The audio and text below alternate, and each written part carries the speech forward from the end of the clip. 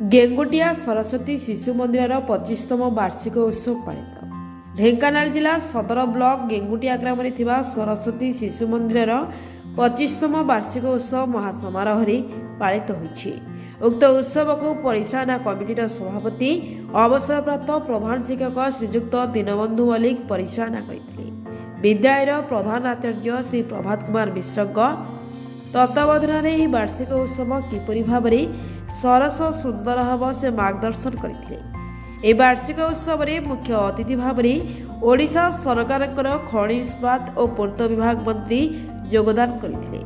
प्रथमे मुख्य अतिथि प्रदीप प्रज्वलन करी शुभ उद्घाटन करते। मुख्य वक्ता भाव श्री शशिकांत दास, सम्मानित अतिथि भाव सदर बीडीओ सुश्री आईसी महापात्र योगदान करते।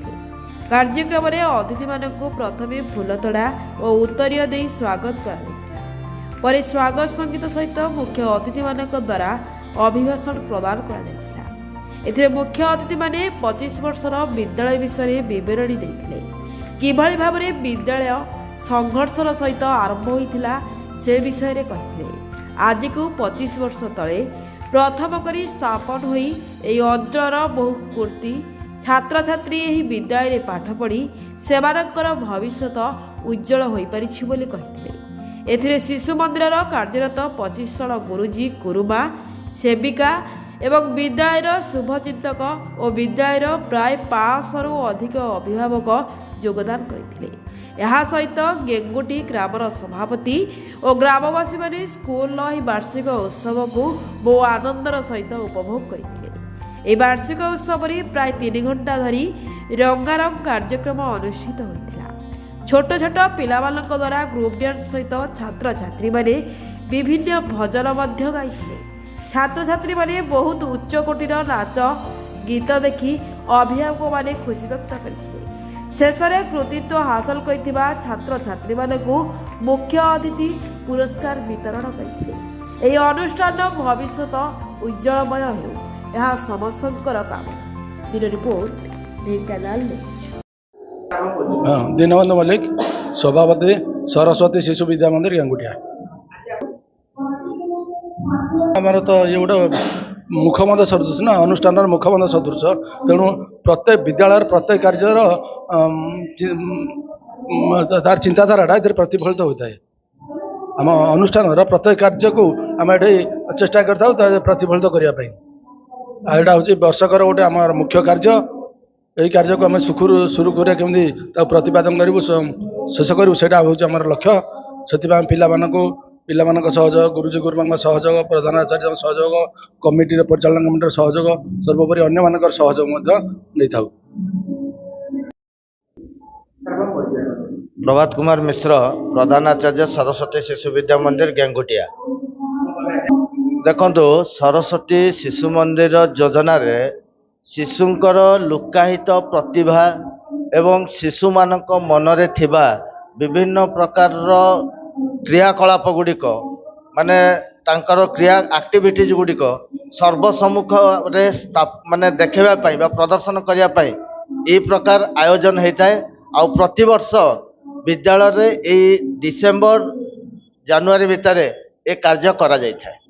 आ या द्वारा शिशुर माने तार जो लुकायित प्रतिभाटा को अभिभावक माने भी जानी पारंती, जहाँद्वारा कि से लुकायित प्रतिभा को चिन्हट करी परवर्ती समय रे तार विकास करिवारे मध्य अभिभावक भूमिकाटा बढ़ी था, जो कि विद्यालय स्तर ए प्रकार आयोजन करा जाउछि। रमेश चंद्र राउत, सरस्वती शिशु मंदिर गेंगुटियार संपादक। हाँ, आमर सरस्वती शिशु मंदिर गेंगुटिया आर 25 वर्ष आमर आनुआल फंक्शन होइछि। एवं ये आनुआल फंक्शन रे आमर गुरुजी गुरुमा एवं कुनी कुनी पिला समस्ते आग्रह सहकारे एई आनुआल फंक्शन सहयोग करी तुलाइछंती।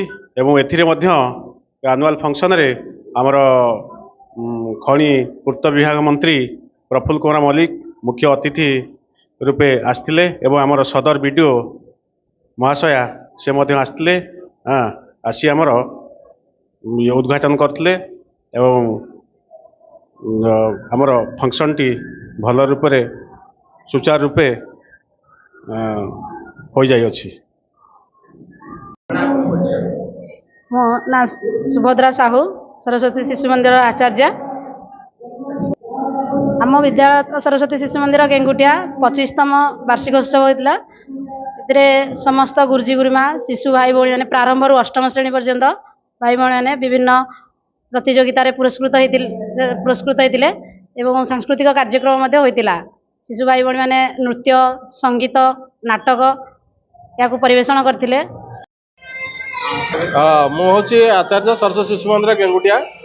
ଆଉ ମୁଁ ଶଙ୍କର୍ଷଣ ରାଉତ ନା। ବାର୍ଷିକ ଉତ୍ସବ ଆମର ଇଏ ହେଉଛି 25ତମ ବାର୍ଷିକ ଉତ୍ସବ। ଆମେ ବହୁତ ଧୁମଧାମରେ ଆମେ ପାଳନ କରିଛୁ। ଏଥିରେ ଚିଫ୍ ଗେଷ୍ଟ ଭାବରେ ଆମର ମାନ୍ୟବର ମନ୍ତ୍ରୀ ମହୋଦୟ ଆସିଥିଲେ, ତାଙ୍କୁ ମଧ୍ୟ ଆମେ ସମ୍ମାନିତ କରିଛୁ। ଏବଂ ଆମର ବିଡ଼ିଓ, ସ୍ଥାନୀୟ ସଦର ବିଡ଼ିଓ ସେ ମଧ୍ୟ ଆସିଥିଲେ ଏହି କାର୍ଯ୍ୟକ୍ରମରେ ଆସିକି ଉପସ୍ଥିତ ରହିଥିଲେ ଏବଂ ସମ୍ମାନିତ ଅତିଥି ଭାବରେ ମଧ୍ୟ ଯୋଗ ଦେଇଛନ୍ତି। ଆଉ ଆମର ମୁଖ୍ୟ ବକ୍ତା ଭାବରେ ଆମର ଶିକ୍ଷା ବିକାଶ ସମିତି ଓଡ଼ିଶାର କାର୍ଯ୍ୟକର୍ତ୍ତା ହିସାବରେ ସଂଘର ରାଷ୍ଟ୍ରୀୟ ସ୍ୱୟଂସେବକ ସଂଘର ଜଣେ କାର୍ଯ୍ୟକର୍ତ୍ତା ଶଶିକାନ୍ତ ଦାସ ସେ ମଧ୍ୟ ଆସିଥିଲେ ଏବଂ ବକ୍ତା ଭାବରେ ଆମ ଶିଶୁ ଭାଇ ଭଉଣୀମାନେ ତଥା ଅଡ଼ିଏନ୍ସ ମାନଙ୍କୁ ଅଭିଭାଷଣ ମଧ୍ୟ ଦେଇଥିଲେ। ଏବଂ ଆମ ସ୍କୁଲର ଯେଉଁ କାର୍ଯ୍ୟକ୍ରମ ହେଉଛି ସେ ସ୍କୁଲର କାର୍ଯ୍ୟକ୍ରମ ଦେଖି ବହୁତ ଖୁସି ହେଇଥିଲେ ଏବଂ ସମସ୍ତଙ୍କ ପାଇଁ ଆମେ ମଧ୍ୟ ଧନ୍ୟବାଦର ପାତ୍ର ମଧ୍ୟ ତାଙ୍କୁ ଆମେ କହିଛୁ। ଏବଂ ଏ ଅନୁଷ୍ଠାନକୁ ଆମେ ଉତ୍ତରୋତ୍ତର ଉନ୍ନତି ମଧ୍ୟ କରିବା ପାଇଁ ସେ ମଧ୍ୟ ଆଗ୍ରହ ରଖିଛନ୍ତି ଏବଂ ଆଗାମୀ ଦିନରେ ଏ ଅନୁଷ୍ଠାନ କିଭଳି ଆହୁରି ଆଗକୁ ଉନ୍ନତି କରିବ ସେଥିପାଇଁ ତାଙ୍କର ମଧ୍ୟ ମତଭତ ରଖିଛନ୍ତି ଏବଂ ସେମାନେ ମଧ୍ୟ ଆମ ପ୍ରତି ଆଶୀଷ ଦେଇଛନ୍ତି।